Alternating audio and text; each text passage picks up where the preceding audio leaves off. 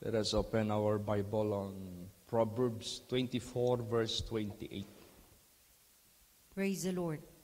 Be not a witness against thy neighbor without cause, and deceive not with thy lips. Yes. Huwag kayong magsaksi laban sa iyong kapitbahay na walang kadadahilan-dahilan o walang katotohanan. At huwag niyong dayain ang inyong sariling mga labi. Naalala niyo si Job, who was accused falsely by the devil. Sabi nga ni Satanas sa Diyos na, Lord, yang si Job na yan, maganda lang yan, mabuti lang yan, dahil maraming pera, mayaman, kaya sumasamba sa iyo. Kunin mo yan ng kayamanan, harap-harapan, susumpain ka niya.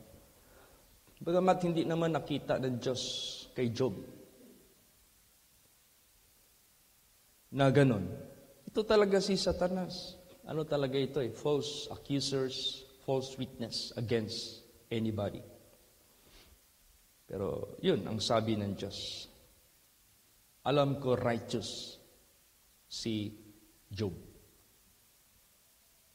Pinaintulutan ng Diyos to prove sino talaga ang nagsasabi ng totoo. Anong resulta? Ang sinabi ng Diyos, my servant Job is righteous, yun ang totoo. Ang sinabi naman ng diablo na nag-false accuse kay Job na susumpain ka pag ito ang mangyari sa buhay niya. Mali. Never sumumpa si Job. Kaya, diyan natin malalaman na wag tayong gumaya sa pamamaraan ng diablo. Huwag tayo mag-akusa ng ating kapwa without a cause. Huwag nawa. Or else, magiging bahagi natin ang linaw sa kalayo, yung apoy. Lake of fire, isa dyan sa Revelation, isa dyan na itapon sa apoy yung liar. Basa pa. Proverbs 14:5. Praise the Lord.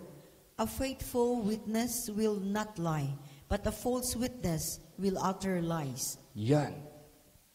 So, makikita mo talaga. Ang tapat na saksi, hindi magsisinungaling. Subalit, ang bulaan na saksi, magpapalabas ng statement ng mga kasinungalingan. Walang katotohanan.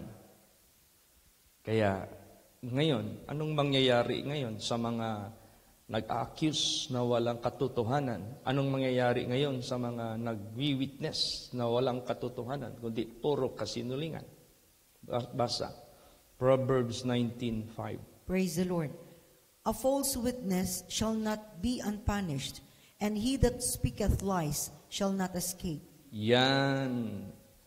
Ang mga bulaan na mga saksi, hindi magpakailan paman na hindi maparusahan.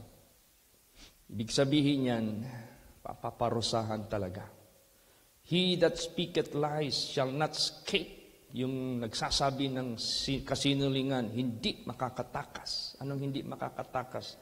Hindi makakatakas sa kahatulan. Kaya nga, dapat ngayon, magsalita ka na ng totoo. Di ba yung gobyerno may ino-offer sa mga nahuhuli na mga drug offenders? Meron kasi mga drug offenders nahuhuli, kinulong, kinakasuhan, hindi pa umaamin sa kanilang kamalian, kaya tumagal ang kanilang sentensya.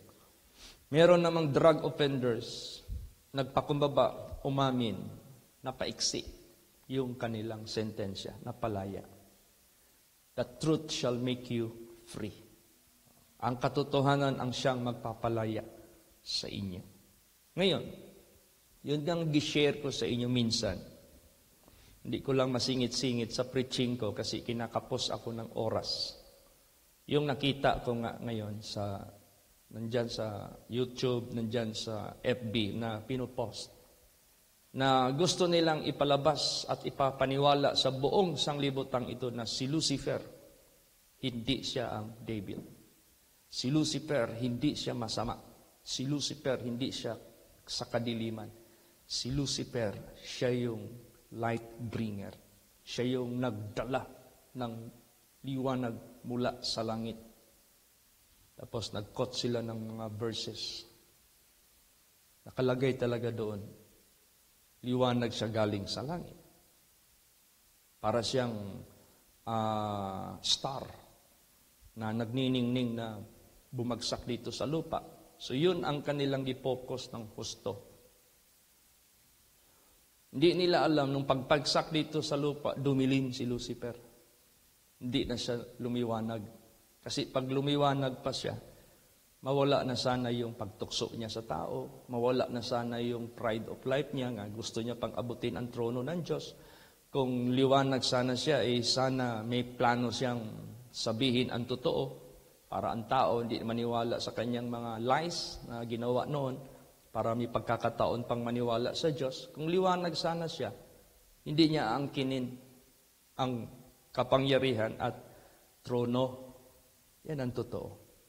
Kaya, mag-ingat tayo. Huwag tayong maging kabahagi ng kasungalingan ng dyablo. Sino ba talaga si Lucifer? Is there any name in the Bible called Lucifer? Is there any statement in the Bible? Sino talaga si Lucifer? Basahin natin. Isaiah 14:12 hanggang 14. Praise the Lord. How art thou fallen from heaven, O Lucifer, son of the morning? How art thou cut down to the ground, which didst weaken the nations? For thou hast said in thine heart, I will ascend into heaven, I will exalt my throne above the stars of God. I will sit also upon the mount of the congregation in the sides of the north. I will ascend above the heights of the clouds.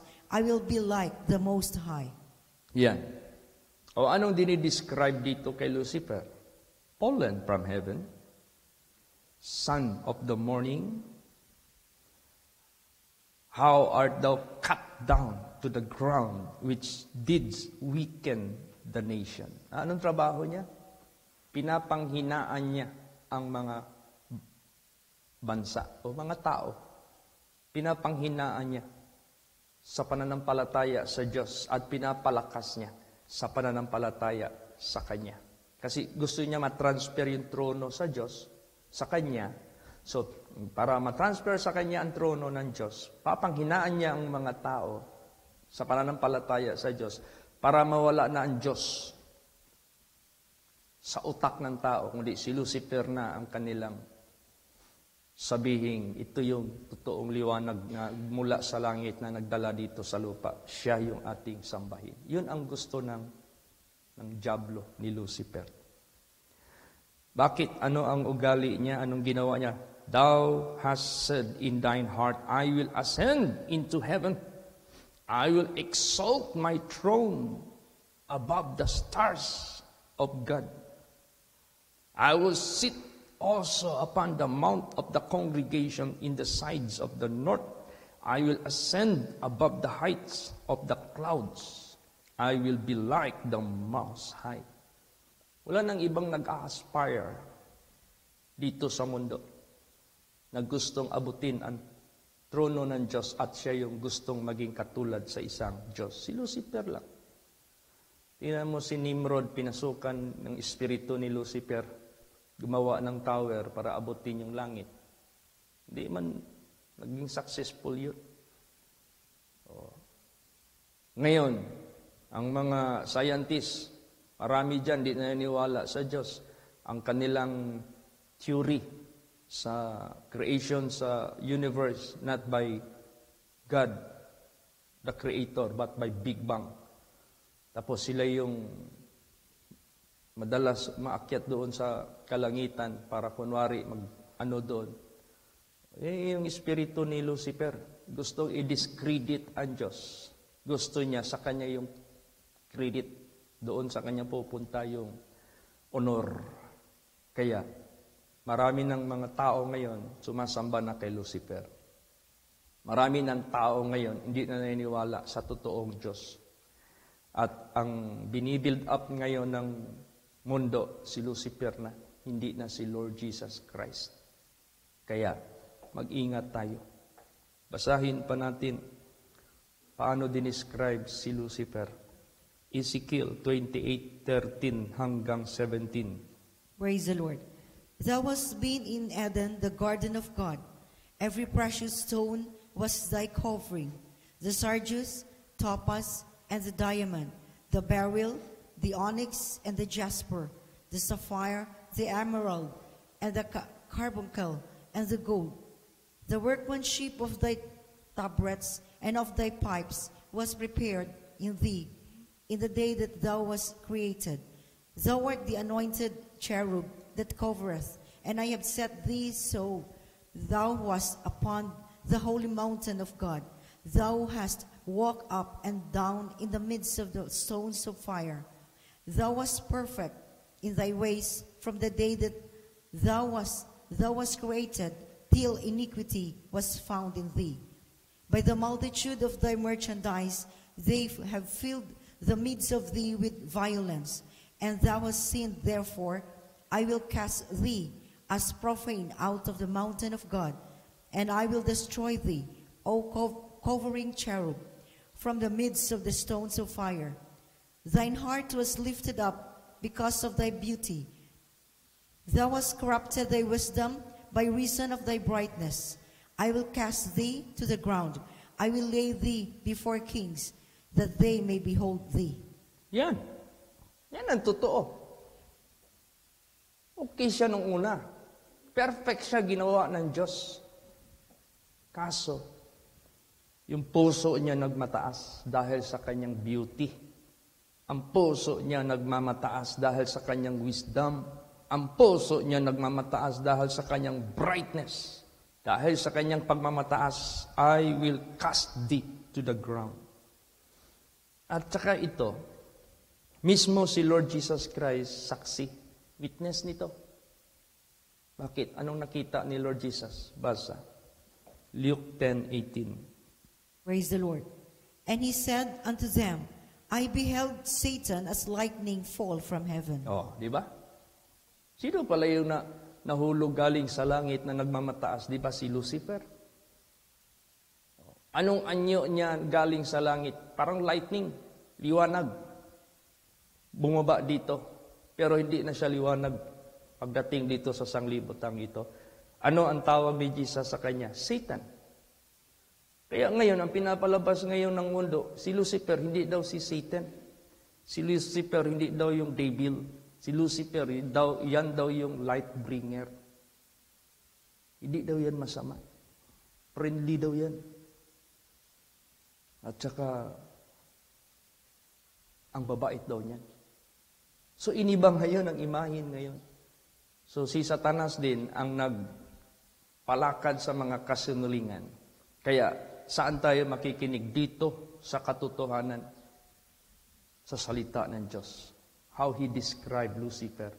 And Jesus witnessed that Satan nahulog galing sa langit as yung tinatawag na lightning.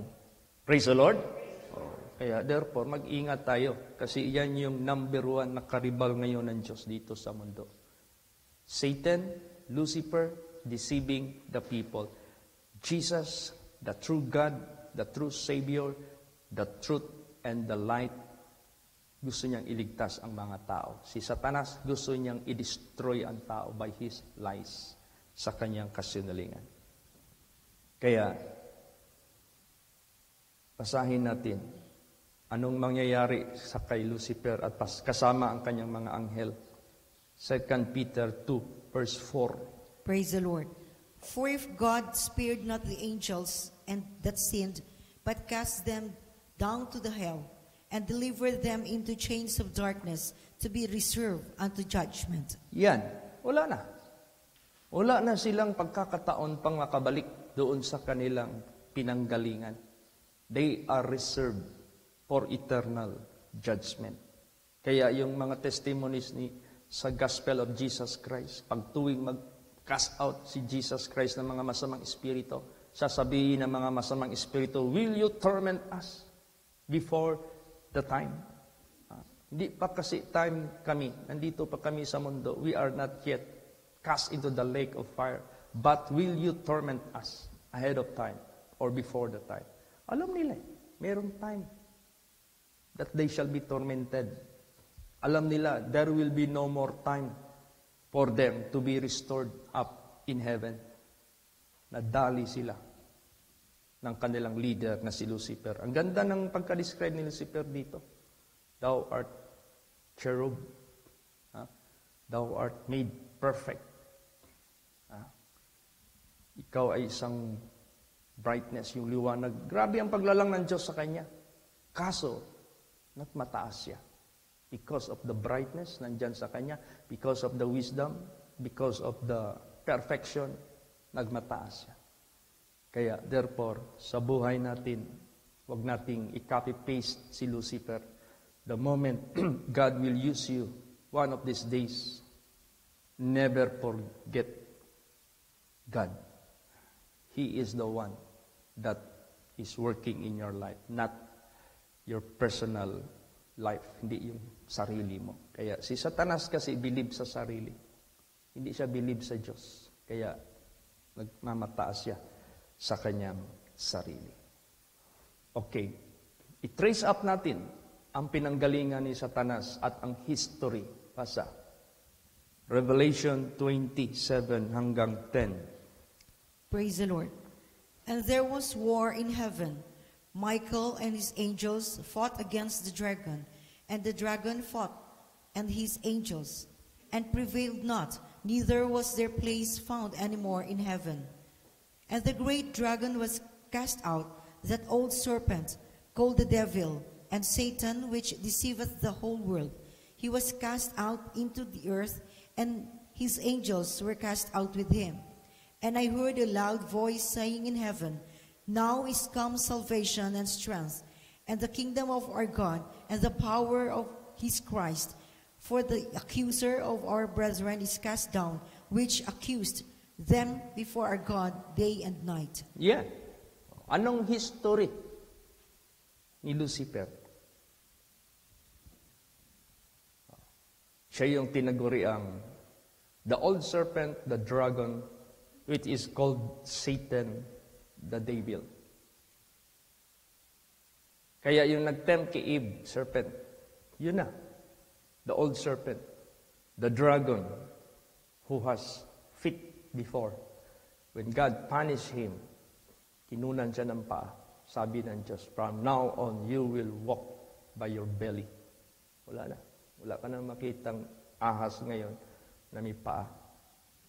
Pinarusahan ng Diyos. Nag-iba ang anyo ang kanyang image. Kaya, therefore, he was cast out. Anong trabaho niya?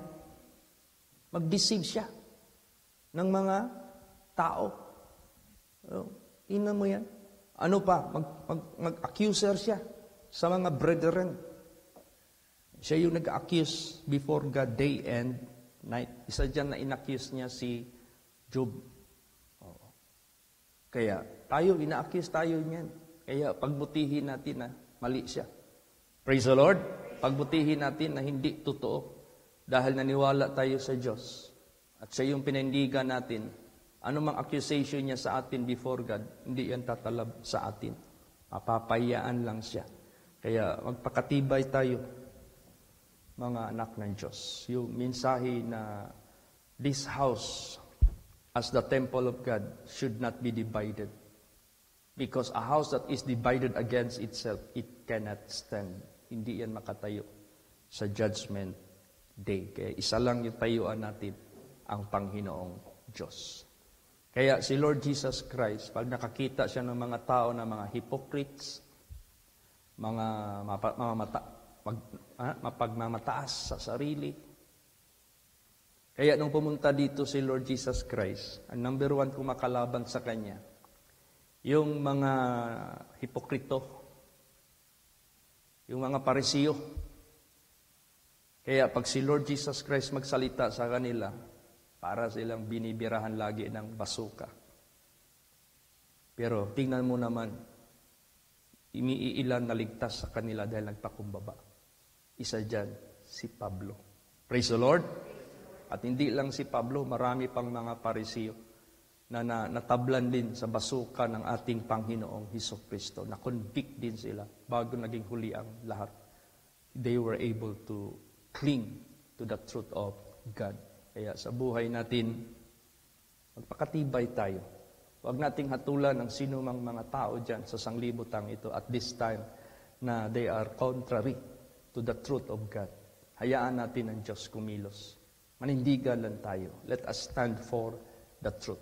Praise the Lord. Ano yung mga mahahanghang na sinalita ni Jesus against the Pharisees? Basa. John 8:44. Praise the Lord. Ye are of your father, the devil, and the lust of your father ye will do.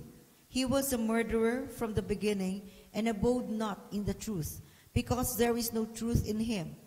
When he speaketh a lie, he speaketh of his own, for he is a liar, and the father of it. Yan, tingnan mo yan, ama kayo. Ano yan? Kayo ay katulad sa inyong ama na ang dyablo. Imagine that.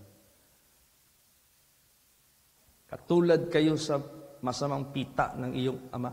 Yun ang ginagawa niyo. Tingnan mo yung imahe ng Lucifer. Yung tao, tapos kambing yung muka, tapos merong sungay. Tapos ang kanilang celebration. Nakita man yan sa video.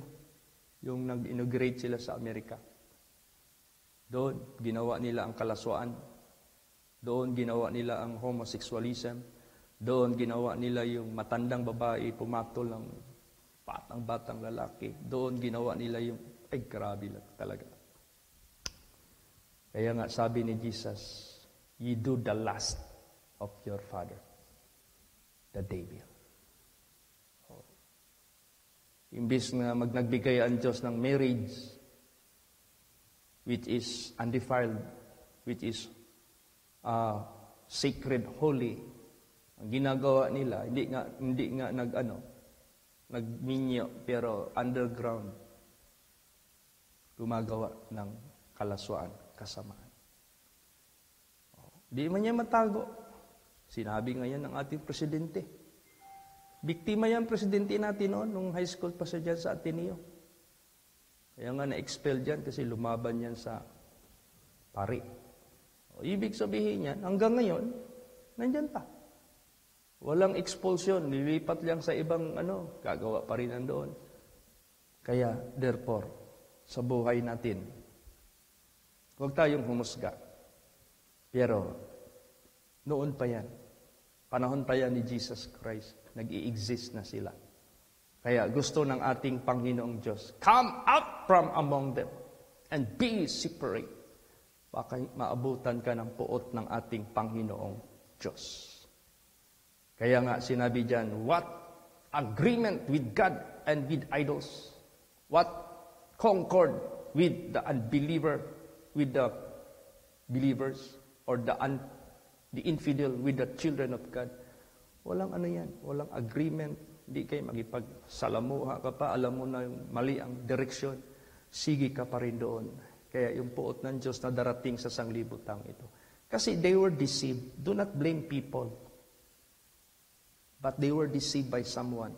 You have to tell them the truth so that they themselves will choose and decide whom they will worship, whom they will follow, whom they will make as their master. Nasa kanila na yan. It is their choice. Praise the Lord.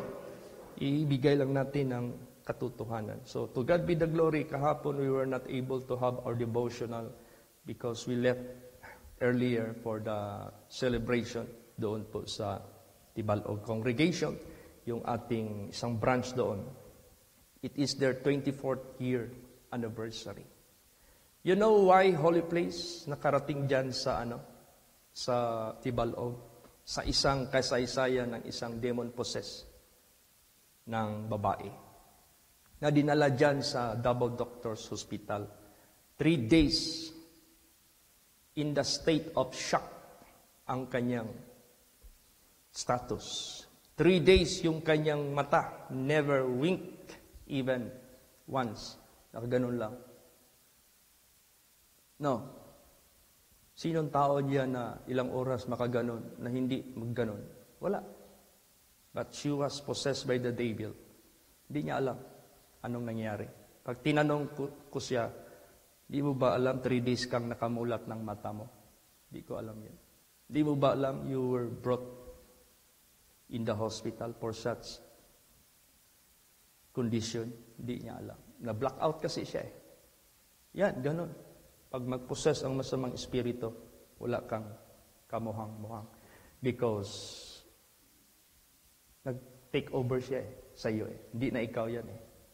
Kaya, nung naprehan, by miraculous, tapos nadatnan ko pa yung ano nila doon. Hindi ko lang sabihin yung denominasyon. Yung kanilang pinaka-head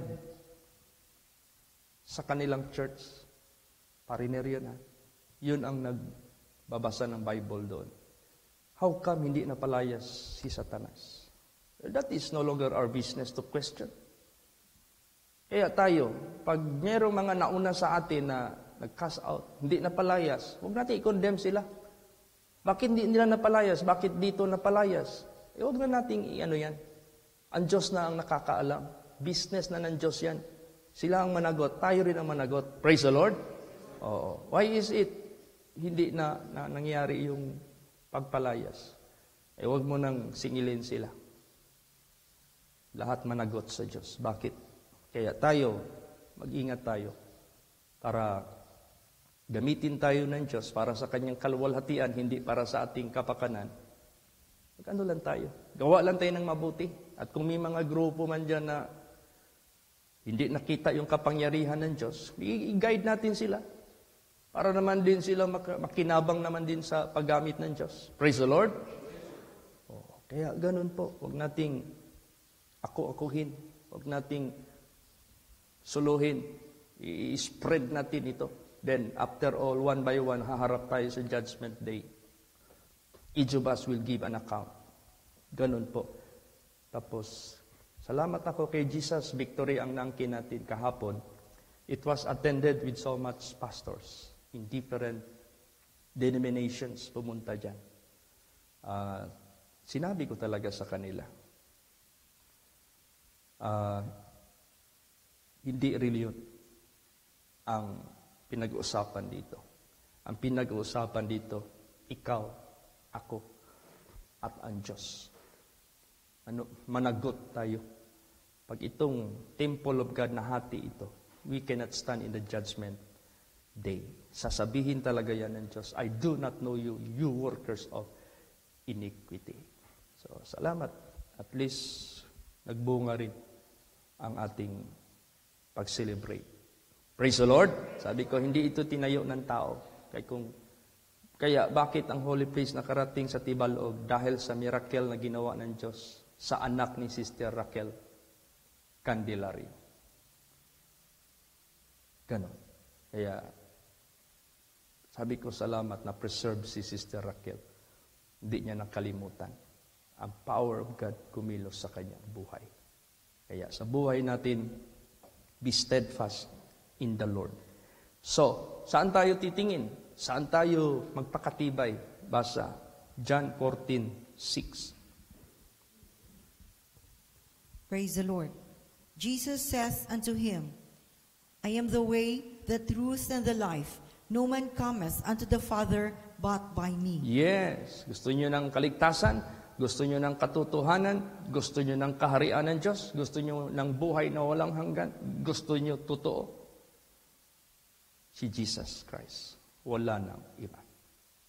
Neither is there salvation in any other, for there is none other name under heaven given among men whereby we must be saved. There is no other God, there is no other Savior, but He who said, I am that I am. Praise the Lord. The Almighty, who was, which is to come. The Almighty. Walang iba yun, si Lord Jesus Christ yun. I did not come in my name. I come in the name of my Father, Anong name ang dala-dala niya? Name of the Father, Jesus Christ. Praise the Lord. Kaya, therefore, sa buhay natin, let us seek God faithfully, honestly. And that answer could be found only in Jesus Christ. Diyan lang natin yan makita kay Lord Jesus Christ. So, hindi si Lucifer yung light. Hindi si Lucifer yung light bringer. He fell from heaven like a lightning. But when he landed the earth, what is his mission? To deceive people. To let the prisoners continue in his captivity. Pero si Lord Jesus Christ, ano ang kanyang pagbaba dito? Kasi dalawa yan silang bumaba, galing sa langit. Yung isa, hindi bumaba, binagsak. Iba yung bumaba dahil may misyon. Iba rin yung lumagpak because he was cast to the earth. Punishment yun ng Diyos. Praise the Lord. Ito naman kay Jesus Christ, bumaba dito sa lupa for a very good mission. Kaya, huwag tayong magpadisip na si Lucifer daw ang light bringer. Mali yun. That is a great lie. Sino pala yung totoong liwanag? Basa. Last verse, John 8:12. Praise the Lord. Then spake Jesus again unto them, saying, I am the light of the world.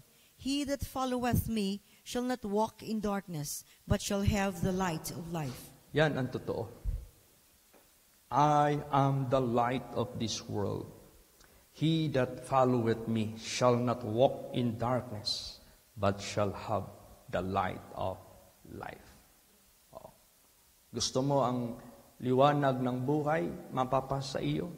Then, sundin mo si Kristo Jesus. Not just believing Him, not just by looking Him, but by following Him.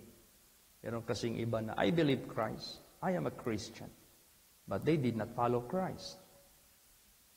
Meron ding iba, I do not believe Christ, and yet they are following Christ. Parang dito ba na, my father, you bid me to go to the farm to work with you. I will go with you. Yun namang isang kapatid, my father, you bid me to go in the farm to work with you. I will not go with you. Afterwards, yung nagsabi na I will go, hindi pumunta. Yung nagsabi na I will not go, siya yung nagpunta. Ganun lang yan. Huwag masyadong too much yung publicity. Hindi yun kailangan ng Diyos. Yung action natin, ang pagsunod sa Kanya, ang pinakamahalaga. Praise the Lord! Kaya, to God be the glory. At i-pray natin dahil ngayong June 3, meron tayong another invitation sa isang satellite worship kung tawagin. Tayo yung naatasan maging speaker, magbigay ng Word of God. So, i-pray natin ito na magkaroon ito ng spiritual breakthrough na buhayin ni Jesus yung lahat. It is the Spirit that giveth life, that quickeneth. The flesh profiteth nothing. The word that I speak unto you, they are spirit and they are life. Na si Jesus ang magsasalita sa harapan nila through the mouth of His servant. Yan ang i-pray natin. For the glory of God, not for the glory of man. Kaya patuloy natin i-proclaim ng husto ang katotohanan ng Diyos. Patuloy nating baliin ang malaking kasinungalingan ng dyablo na pinapakalat sa sanglibutang ito. Walang makakabali niyan except the truth of God. Kaya stand for the truth of God. Manindigan tayo para sa katotohanan ng Diyos. Praise the Lord! Sitayo po ang lahat.